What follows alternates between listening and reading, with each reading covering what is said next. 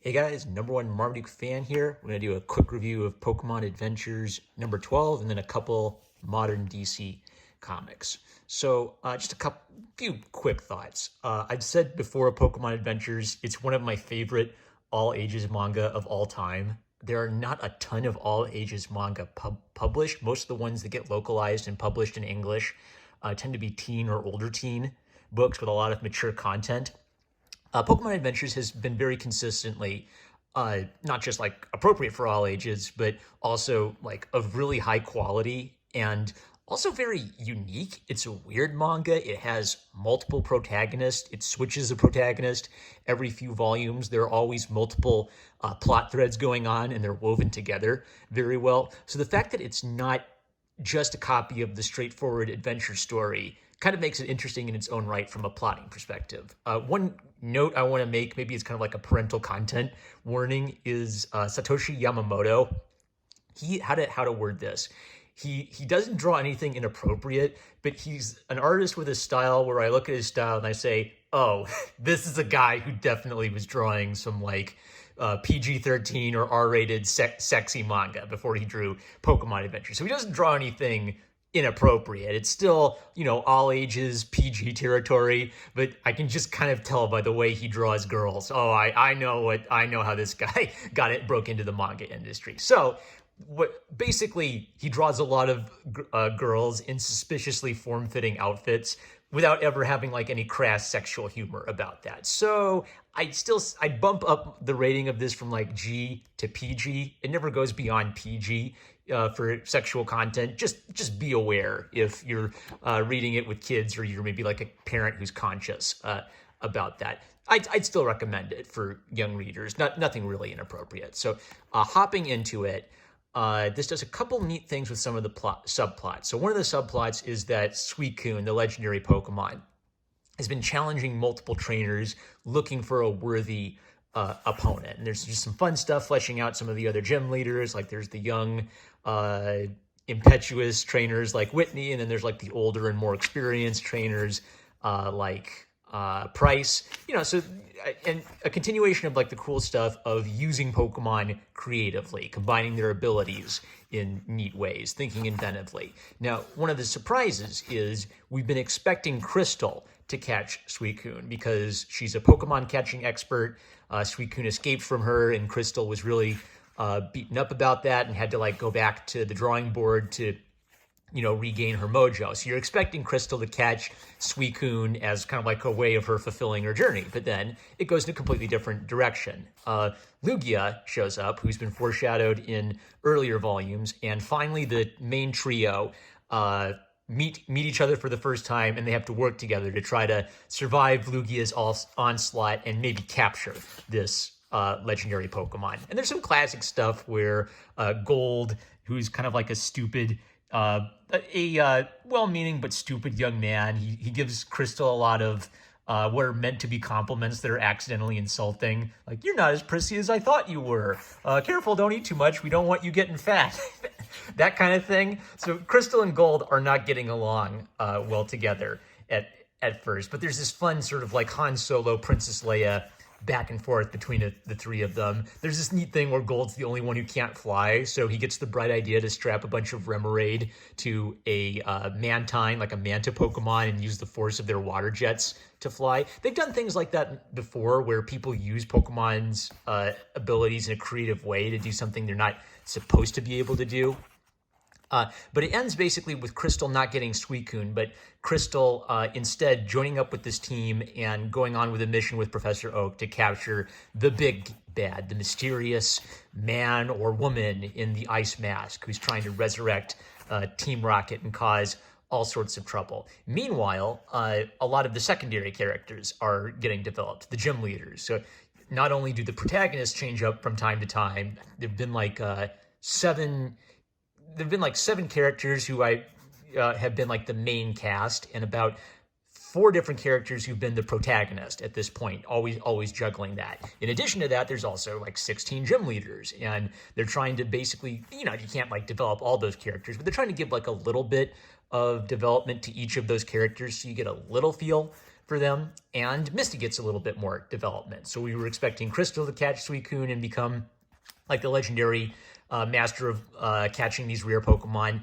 Instead, Misty, who's kind of been feeling like a little insecure, she liked Red, but she didn't make her move on Red, so she's afraid that Red doesn't know she exists. She catches Suicune as a water expert, and Suicune's a water Pokemon.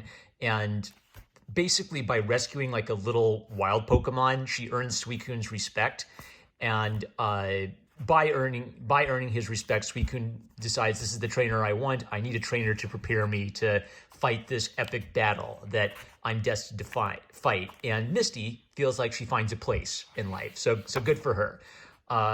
This is all like a setup for, they're going to have to fight these super ultra powerful legendary Pokemon. And there's like a tournament arc where they get to show off all of the cool characters from the games and give them like, you know, epic shots as they show up to fight each other. So it's all being prepped for a big super duper tournament at the Pokemon League. That's how you've got to have a climax for every Pokemon manga. How do I feel about it so far? I'm really interested in how ambitious it is in juggling all these plots. I kind of want to see how it's all wrapped up. We've had basically 3 protagonists. Each of them, you know, have their own little personality. They have their own little problem they're trying to solve. We've hopped back and forth between all of them. Now that they're together, it's kind of like a fun, you know, buddy team comedy. Let's all work together, even though we don't like each other that much, to catch the rare Pokemon and fight the bad guys. I kind of want to see how it wraps up and whether there's like, it's all tied up with a pretty bow at the end. But really neat setup for some epic battles to ensue. For modern DC Comics, I've said this in multiple videos, and I kind of had a different variation on this same thought. I do not like modern comics that much. Basically, starting in like the early 2000s, but really going all the way back to the 90s, I think the problem of modern comics is, in the old days, comic books kind of knew they were goofy, cheap comics for illiterate kids, you know, using their riding their bicycle and using their money they earned delivering newspapers. And modern comic books have lost the fun of goofy, silly stories for kids. But they take themselves super seriously, but I can't take them seriously because they're full of all of these colorful characters that are supposed to be in fun, goofy adventures for kids. It'd be like if Bugs Bunny was trying to be super serious and grapple with questions of death. And I kind of think the standard for superheroes should be like Bugs Bunny, you know, Mickey Mouse type of adventures, just with, you know, big, muscly men and pretty girls in colorful skin-tight suits. That's like my personal bias. One of the neat things about Blackest Night is there's this problem that all these superheroes die and come back over and over again. So it's like death doesn't matter in modern comics. Now, what a really talented writer and artist can do is they can kind of try to address that problem head on. So all these characters die and come back over and over again in modern comics. Does death even matter? So Geoff Johns kind of writes the story where the central theme is all of these characters in the DC universe reflecting on their past and thinking about deaths they've experienced in the past. Some of them have died and come back. Some of them have lost loved ones, and the loved ones never came back. So it's sort of like Geoff is saying, yeah, I know this is a problem, but if you know these characters and you know their histories, there actually is a lot of death that they've experienced. That death has been permanent, and it's forced them to kind of like grow and grapple with the reality of death. At the same time, they live in this magical, super-duper universe where we keep bringing the dead characters back to life. Now, what's kind of neat about this is it's a good framing device. I'm able to follow it throughout these different threads. Again, though, how much do you know about these characters? Like Geoff Johns does a lot of dialogue where they're saying, oh, so-and-so killed so-and-so betrayed so-and-so, and so-and-so died, and I've never been able to cope with it. I feel like it's still a comic made for people who read all of that stuff, so they have a real connection to it. Geoff Johns is desperately trying to catch us all up so that we can follow the emotions of it. But even if you're like a super duper fan of a Superman or a super duper fan of a Batman, you probably weren't a super duper fan of all of these characters. So it's a lot he's throwing at you. This guy, Barry Allen, comes back and he realizes so many people die. So the neat sort of central premise is it's a comic about death, and then it ends with like these zombies coming back from the grave with these Black Lantern rings. And everybody who died in the DC universe basically is getting zombified. And the problem is, since all of these powerful heroes have died in the DC universe, this is basically going to be an unstoppable force. So there's kind of a neat connection to the big, dumb, fun idea, which is like zombie Green Lanterns, and the theme of the story, which is the reality of death and coping with death. It's pretty violent and pretty grim and sad. But I applaud Geoff Johns for basically acknowledging a big problem in comics and trying to write a story that says, actually, death does matter in these stories. Now, it's a heroic effort, but I don't know if I'm sold. So I don't know if I'm sold on this series, but it's a good hook for a big epic battle kind of story. Ivan Reis, the penciler, just a legendary talent. Like, the pretty pictures make me feel so nice while I look at all the pretty pictures. And Eau Claire Albert as the inker really served the story very well. So Infinite Crisis #1, I just couldn't stand this book. This, like Blackest Night, this is also sort of like a writer trying to meditate. It's Geoff Johns again. So Geoff Johns, I think, is very aware of these problems in modern comics, and he's trying to fix them by addressing them in a modern writing style.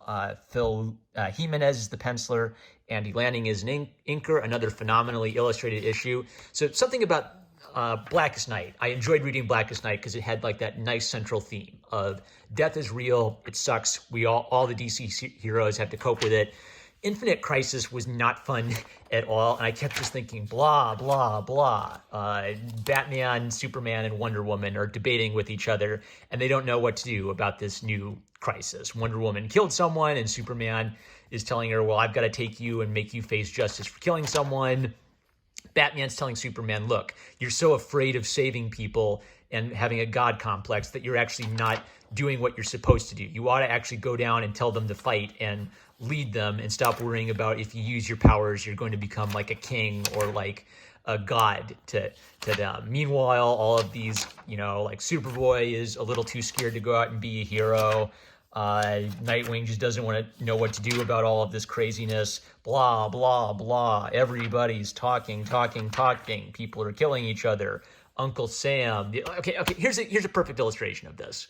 Can you really take this seriously? Now, if this was a goofy comic and Uncle Sam or Santa Claus showed up, you'd say, well, of course. It's fun. Uncle Sam showed up and he's going to fight some Nazis, right? But then when you have Uncle Sam show up and you have someone meditating on what a hypocrite he is and how he's not up for this fight. I think this is basically Geoff Johns recognizing sort of the problem of the post 9/11 age, which was, and really kind of like the problem of the postmodern age, which is a complete lack of confidence in right and wrong, an American lack of confidence in ourselves, a feeling that maybe America isn't the good guy, maybe America is the bad guy. And this kind of undermines one of the central points of superhero stories, which is bright, colorful, good guy American superheroes fighting super duper evil bad guys with crazy plans. So after like all of this, kind of deconstruction talk, it ends with who shows up. It ends with, I'm guessing I think this is supposed to be like the Superman from the 1950s. So he's not supposed to be like old socialist Superman from the Golden Age. This is like Silver Age, fun, all-American, truth, justice, and the American way, Superman. So he sees through the crystal that the superheroes in this world are all fighting each other and they're not fighting evil. They decide that, well, we have to go save them. So in contrast to the deconstructed heroes who don't know what to do and they're sort of frozen in their moral quandaries, the old-timey Golden Age heroes have a very solid black and white picture of morality. So they decide they're just going to burst into our timeline and save us from our ineffectual heroes. So kind of Geoff Johns' way, I guess, of meditating on the problem of superheroes transforming from bright, simple, black and white characters to complex, morally gray characters. I didn't enjoy this issue because it was just so much talking and so many different characters who you may or may not care about, for one big reveal at the end, which assumes you care about old Silver Age Superman. So I'm not a big fan of these Infinite Crisis, every 86 billion heroes showing up for a giant panorama shot that have become a thing. So it's not my thing, but it's beautifully illustrated, and I do kind of respect Geoff Johns for recognizing this narrative problem in modern comics and actually he's kind of like addressing the elephant in the room of if this is a problem for modern comics. One way is to kind of like ignore the problem, like sort of like what I would suggest is just ignore that problem entirely and just have the superheroes going on goofy adventures and fighting goofy bad guys and just make kids entertainment that's fun and not worry about these big overarching philosophical questions in a superhero comic. Geoff Johns is to acknowledge the superhero, is to acknowledge the sort of problem for superhero comics and try to tell a story that's centered around that theme. I just didn't dig this one, but I did enjoy how he did it in Blackest Night. So I haven't read all of Blackest Night. I'd be interested to read Blackest Night after what a good job he did in this one issue of actually making me care. However, the overarching problem is I just don't care. That doesn't matter. I still don't care. Even when a writer like Geoff Johns makes a really heroic effort that I actually genuinely admire him for trying to solve this problem, I think it's a problem you can't fix. If everybody's dying and coming back to life, you can't make us invested in them heroically dying. So instead, get you some Pokemon Adventures. It's so dumb. It's so straightforward. It's so simple. Moral quandaries and heroes being deconstructed, and all of it is morally great. We don't need none of that nonsense. Let's go catch some Pokemons and beat some bad guys in Team Rocket costumes. That's it. I'm #1 Marmaduke fan. I love you guys. Catch you later.